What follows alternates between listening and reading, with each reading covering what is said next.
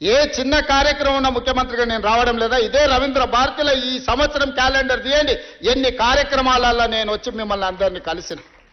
ప్రతిరోజు ఎక్కడికి వెళ్ళిన అత్యంత సామాన్యులను కూడా కలిసి ఎవరు పిలిచినా రేవంత్ అన్న అంటే ఏంది అని వెనక్కి తిరిగిపోయి కలిసి మాట్లాడి వాళ్ళ సమస్యలు తెలుసుకొని పరిష్కరించే ప్రయత్నం చేస్తున్నా కదా. తీయండి.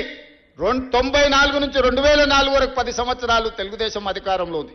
2004 నుంచి 2014 వరకు కాంగ్రెస్ పార్టీ రాజశేఖర రెడ్డి గారు అధికారంలో ఉన్నారు. 2004 నుంచి దాదాపుగా 2024 వరకు 10 సంవత్సరాలు చంద్రశేఖరరావు అధికారంలో ఉన్నాడు. 2024 నుంచి మేము అధికారంలోకి వచ్చిన ఈ రోజు చెప్తున్న మిత్రుల ద్వారా ఫామ్ హౌస్లో ఉన్న పెద్ద ఆయన చెప్తున్న 10 సంవత్సరాలు మేమే పరిపాలన చేస్తాం. 10 సంవత్సరాలు నువ్వు ఫామ్ హౌస్లో ఉంటావు, ఆ తర్వాత శాశ్వతంగా అక్కడనే నీ చరిత్ర సమాధి అయిపోతుంది అని చెప్పి నేను స్పష్టంగా చెప్పదలుచుకున్నా.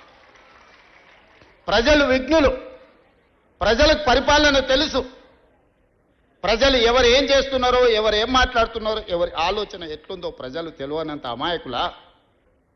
కొట్లాడి తెచ్చుకున్న తెలంగాణ కోతుల గుంపుకు అప్పచెప్పినట్టయింది మొదటి 10 సంవత్సరాలు. తాను జడ్డ కోతి వనమల్ల జడిచే అని నీ కుటుంబం మొత్తం కలిసి ఈ తెలంగాణ మీద పడి దోసుక తిన్న మాట వాస్తవం కాదా? అందుకే ఈరోజు సూటిగా వారికి విజ్ఞప్తి చేస్తున్నా. కాళేశ్వరం మీద చర్చ చేద్దామా? ఉచిత బస్సు ఆడబిడ్డలకు ఇచ్చిన దాని మీద చర్చ చేద్దామా?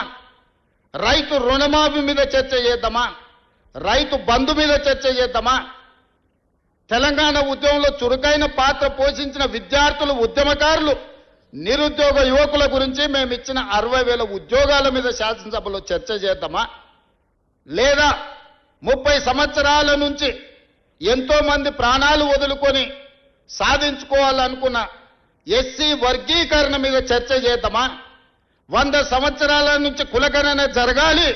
ఈ దేశంలో ఎంతమంది బలైన వర్గాలు ఉన్నారో ఈ దేశంలో పశు సంపదకు కూడా లెక్క ఉంది, కానీ మా బలైన వర్గాలకు లెక్క లేదు అని ఆవేదన చెందుతున్న సందర్భంలో దేశానికే ఆదర్శంగా నిలబడి తెలంగాణ రాష్ట్రం కులగణన మీద చేసిన దాని మీద చట్టసభలలో చర్చ చేద్దామా? దేని మీద చర్చ చేద్దాం? చంద్రశేఖరరావు గారు మీరు చెప్పండి అని నేను అడుగుతున్నా. నేను సిద్ధంగా ఉన్నా. ప్రతిపక్ష నాయకుడిగా మీరు సూచన చేయండి. మా నిర్ణయాలలో లోపాలు ఉంటే ఎత్తి చూపండి, సవరించుకోవడానికి మేము సిద్ధంగా ఉన్నాం. కానీ విద్వేషం వెళ్ళగక్కి నీ కోపాన్ని అంతా మాటల రూపంలో ప్రదర్శించే ప్రయత్నం చేస్తారు. ఆయన కళ్ళకు, ఆయన చూపుకు ఒకవేళ బలమే ఉంటే ఆయన కడుపులో ఉన్న విషంతోనే ఒకవేళ ఎదురుగున్నోళ్ళని మాయం చేసేది ఉంటే ఈ పార్టీకి వేదిక మీద ఉన్న మేము ఎవ్వరం లేకుండా పోయేటోళ్ళం.